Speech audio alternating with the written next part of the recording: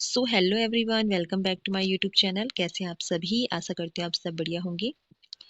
तो चैनल के माध्यम से जो है दोस्तों यूके ट्रिपल एससी की जो है एक नई सीरीज यहाँ पर शुरू की जा रही है, जिसमें कि आप देखेंगे दोस्तों यूके ट्रिपल एससी में जितने भी क्वेश्चन आपके अभी तक एग्जाम में बने हुए हैं, चाहे वो हिंदी से हो, जीएस से हो, उत्तराखंड से हो, रीजनिंग से हो, किसी भी टॉपिक से जो है दोस्तों जितने भी क्वेश्चन आज तक आपके एग्जाम में बने हुए हैं उन सभी को हम यहाँ पर देखने वाले हैं। ये जो बुक है दोस्तों ये आपके यूथ कंपटीशन टाइम्स की रहने वाली है, जो कि उत्तराखंड अध्ययन सेवा चयन आयोग यानी कि यूके ट्रिपल एससी समूह ग, जिसमें कि इंटरमीडिएट और स्नातक स्तर अध्यायवार जो है दोस्तों आपको सॉल्व पेपर देखने को मिल रहे हैं।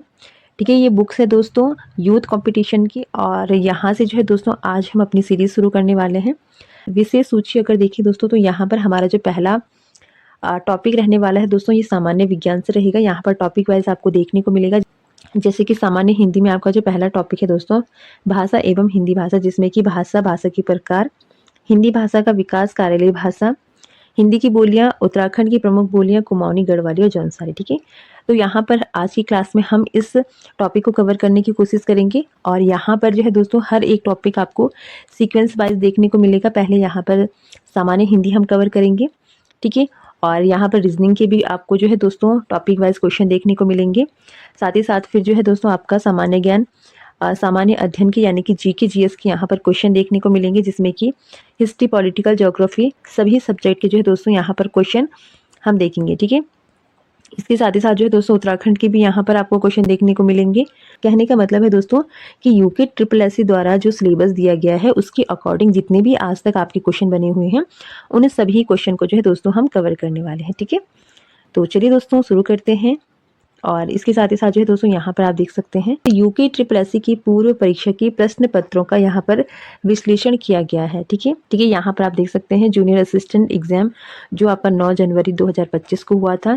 ठीक है, यहाँ से लेक्चर के हो गए, चाहे कनिक सहायक का हो, एलटी का हो, ठीक है, यानी कि सभी यूके ट्रिपल एससी की एग्जाम का जो है यहाँ पर जो क्वेश्चन पूछे गए थे वो यहाँ पर आपको देखने को मिलेंगे। ठीक है, चलिए शुरू करते हैं।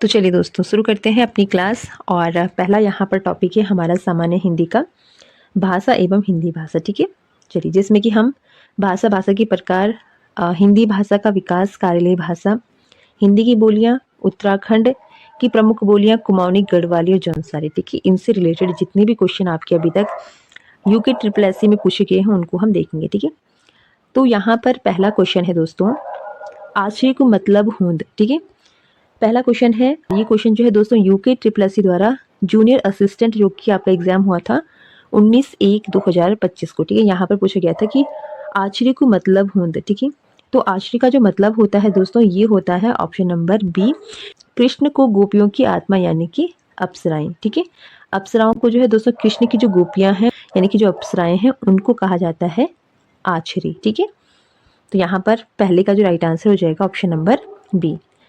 ठीक है, आश्रय शब्द का अर्थ है कृष्ण की गोपियों की आत्मा या फिर अप्सरा। यह शब्द ब्रजभाषा का है और इसका प्रयोग कृष्ण की गोपियों के संदर्भ में किया जाता है। गोपियां जो है ये कृष्ण की अनन्य भक्त थी और उनसे अटूट प्रेम करती थी। उन्हें अप्सराओं के समान सुंदर और दिव्य माना जाता है। तो आश्रय का मतलब होता है कृष्ण की गोपियां या फिर अप्सराएं। ठीक है, चलिए अगला क्वेश्चन है, निम्नलिखित में से गढ़वाली लोक गायक कौन नहीं है। ठीक है, तो इसका राइट आंसर हो जाएगा यहाँ पर गजेंद्र रावत। ठीक है, यानी कि जीत सिंह नेगी, जगदीश बकरोला, किशन सिंह पंवार, ये सभी जो है दोस्तों गढ़वाली लोक गायक हैं। ठीक है, तो यहाँ पर इसका जो राइट आंसर है ये है option number D. Gajendra Rawat Garhwali लोक गायक नहीं है। गढ़वाली लोक गायक हैं आपके जीत सिंह नेगी, जगदीश बकरोला, किशन सिंह पंवार। ये गायक जो है गढ़वाली संस्कृत लोकगीतों और पारंपरिक धुनों को लोकप्रिय बनाने के लिए जाने जाते हैं।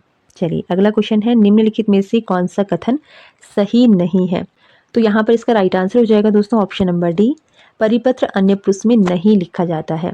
ठीक है, तो ये कथन जो है दोस्तों यहाँ पर गलत है, क्योंकि परिपत्र जो है ये अन्य पुरुष शैली में लिखा जाता है। ठीक है, बाकी सभी ऑप्शन यहाँ पर सही हैं, जिसमें कि पहला है अधिसूचना को हमेशा अन्य पुरुष में लिखा जाता है, कार्यालय आदेश हमेशा उत्तम पुरुष एक वचन में जारी किया जाता है, परिपत्र अन्य पुरुष में लिखा जाता है। ठीक है, तो यहाँ पर आपका जो कथन सही नहीं है ये है ऑप्शन नंबर डी। और ऐसे ही क्वेश्चन जो है दोस्तों आपको आगामी परीक्षाओं में देखने को मिलने वाले हैं। तो आपको ध्यान में रखना है दोस्तों, जो अधिसूचना होती है ये हमेशा अन्य पुरुष शैली में लिखा जाता है। कार्यालय जो आदेश होता है ये हमेशा उत्तम पुरुष एक वचन में लिखा जाता है। परिपत्र हमेशा अन्य पुरुष शैली में लिखा जाता है। ठीक है, चलिए यहाँ पर थोड़ा डिटेल्स में देख लेते हैं। तो परिपत्र को हमेशा अन्य पुरुष शैली में लिखा जाता है। परिपत्र वह प्रपत्र होता है जो अपने अधीन कार्यालय या फिर अन्य किसी कार्यालय को सूचना, निर्देश, आदेश अथवा अनुदेश देने के लिए तैयार किया जाता है। परिपत्र एक साथ कई विभागों को भी भेजा जाता है। ठीक है, चलिए आगे देखेंगे। नेक्स्ट क्वेश्चन है दोस्तों, निम्नलिखित में से कौन सा कथन असत्य है? ठीक है, तो यहाँ पर जो असत्य कथन है ये है आपका ऑप्शन नंबर ए, यानी कि जिठान का अर्थ देवरानी नहीं होता है। ठीक है, जिठान का अर्थ जो है दोस्तों जेठानी होता है।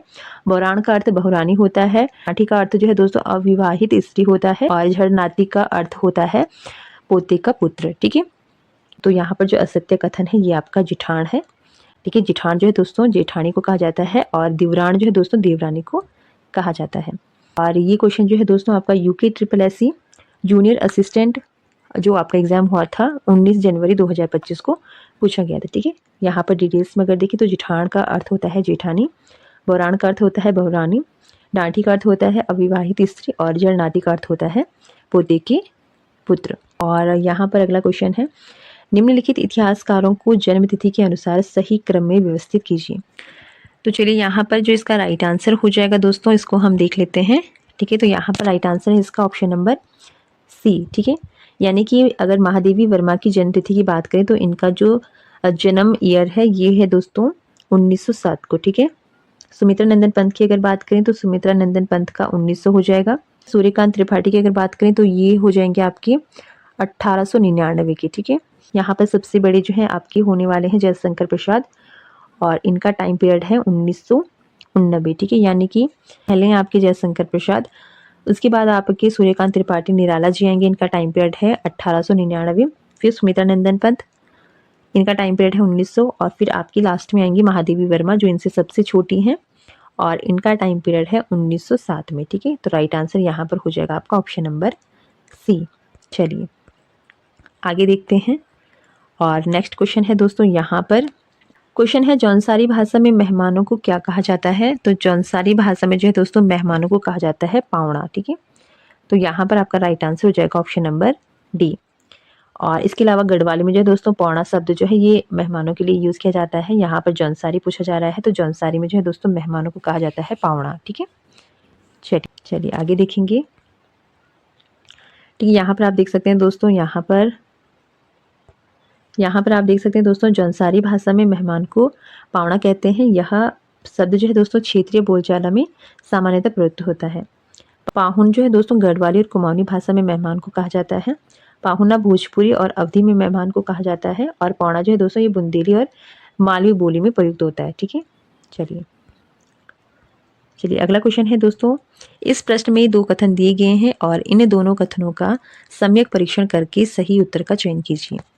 पहला कथन है यहाँ पर गले का हार होना और दूसरा कथन है मंडू पोखिल आफी देखिल। ठीक है, तो यहाँ पर इसका जो राइट आंसर हो जाएगा ये हो जाएगा ऑप्शन नंबर सी।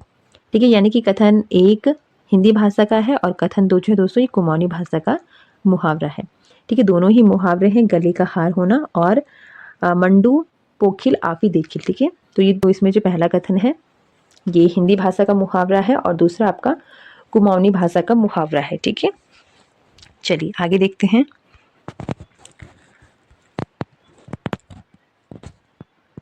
और यहाँ पर आपका जो नेक्स्ट क्वेश्चन है क्वेश्चन नंबर 8 है दोस्तों, कथन है कुमाऊनी वाचिक परंपरा में लोकोक्तियों और मुहावरों का महत्वपूर्ण स्थान है। ये मौखिक परंपराएं लगभग सभी भाषा भाषी क्षेत्रों में एक रूपता प्रदर्शित करती है। कुमाऊनी और अन्यत्र समाजों में ये परंपराएं बराबर रूप में प्रचलित है। तो कौन सी परंपरा है ये आपको बतानी है।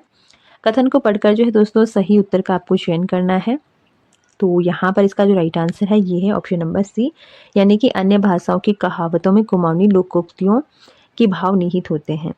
ठीक है, चलिए ठीक है, तो यहाँ पर आप देख सकते हैं दोस्तों आंसर सी यहाँ पर करेक्ट है, यानी कि कुमाऊनी वाचिक परंपरा में लोकोक्तियाँ और मुहावरे अन्य भाषाओं से प्रभावित हैं, जो विभिन्न समाजों में समान रूप से प्रचलित हैं। इसका अर्थ है कि अन्य भाषाओं की कहावतों में कुमाऊनी लोकोक्तियों के भाव निहित हैं, जिससे यह स्पष्ट होता है कि इन कहावतों में आपसी समानता और आदान प्रदान है। ठीक है, चलिए अगला क्वेश्चन देखेंगे। चलिए अगला क्वेश्चन है, और ये क्वेश्चन थोड़ा आपके लिए इंपॉर्टेंट हो जाता है। ठीक है, स्टेनो में जो है दोस्तों ये क्वेश्चन पूछा गया है 18 तारीख दिसंबर को, जो आपका एग्जाम हुआ था 2024 में। तो क्वेश्चन है दोस्तों, निम्नलिखित में से कौन सी पत्रिकाएं कुमाऊनी भाषा में प्रकाशित की जाती हैं। यहाँ पर 4 ऑप्शन दिए गए हैं और आपको बताना है उन पत्रिकाओं का नाम जो कुमाऊनी भाषा में प्रकाशित होती हैं। ठीक है, तो यहाँ पर आपका राइट आंसर हो जाएगा ऑप्शन नंबर बी, यानी कि पहरू और आदिल कुसली जो है दोस्तों ये कुमाऊनी भाषा में प्रकाशित होने वाली पत्रिकाएं हैं। ठीक है, यहाँ पर थोड़ा इसका जो है दोस्तों डिटेल्स हम देख लेते हैं। तो ऑप्शन नंबर बी यहाँ पर करेक्ट है, यानी कि दिए गए विकल्पों में से पहरू और आदिली कुशली जो है दोस्तों पत्रिकाएं कुमाऊनी भाषा में प्रकाशित की जाती हैं। घराट या फिर घट उत्तराखंड की एक पारंपरिक जल चालित चक्की है, जिसका उपयोग अनाज पीसने के लिए किया जाता है। यह चक्की नदियों या फिर झरनों की पानी की शक्ति से चलती है और ग्रामीण जीवन का एक क्या है अभिन्न अंग है। तो यहाँ पर आपको ये 2 नाम याद कर लेने हैं, पहरू और आदिली कुशली। ये दोनों ही जो है दोस्तों पत्रिकाएं हैं जो कि कुमाऊनी भाषा में प्रकाशित होती हैं। ठीक है, चलिए अगला क्वेश्चन है यहाँ पर क्वेश्चन नंबर 10। क्वेश्चन है दोस्तों, निम्नलिखित जो सूची दी गई है 1 और सूची 2 को सम्मिलित करते हुए कोटों में से सही उत्तर का आपको चयन करना है। तो यहाँ पर जो है दोस्तों मिलान हमको करना है। तो राज्य का जो है दोस्तों यहाँ पर बनरौत हो जाएगा, भोटिया का आपका यहाँ पर शौका हो जाएगा, थारू का कुरी हो जाएगा और बोक्शा का तोमर हो जाएगा। ठीक है, यानी कि क का यहाँ पर 4 रहने वाला है। तो यहाँ पर आपका जो राइट आंसर हो जाएगा ये हो जाएगा दोस्तों ऑप्शन नंबर बी। ठीक है, बी यहाँ पर करेक्ट हो जाएगा, यानी कि राज्य का जो है दोस्तों यहाँ पर ऑप्शन नंबर 4, भोटिया का जो है दोस्तों यहाँ पर आपका शौका हो जाएगा,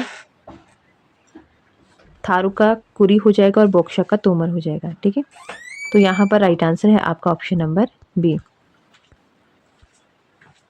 तो फिलहाल दोस्तों आज के लिए इतना ही।